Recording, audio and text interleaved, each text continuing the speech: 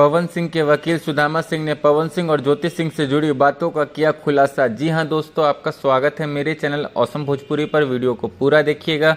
Video पसंद आए तो वीडियो को लाइक और चैनल को सब्सक्राइब कीजिएगा। दोस्तों, पवन सिंह के वकील सुदामा सिंह ने आज एक इंटरव्यू के दौरान बताया कि पवन सिंह का कल उनके पास फ़ोन आया था और पवन सिंह ने उनको बोला कि ज्योति सिंह से उनकी बातें हो रही है सुलह से संबंधित, और पवन सिंह 4-5 दिन का समय मांग रहे थे सुलह करने के लिए।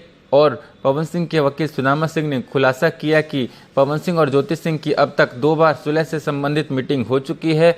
एक बार मीटिंग लखनऊ में हुई है, जबकि एक बार मीटिंग दिल्ली में हुई है और एक मीटिंग 4 दिन बाद होना है। जी हां दोस्तों, आपने बिल्कुल सही सुना।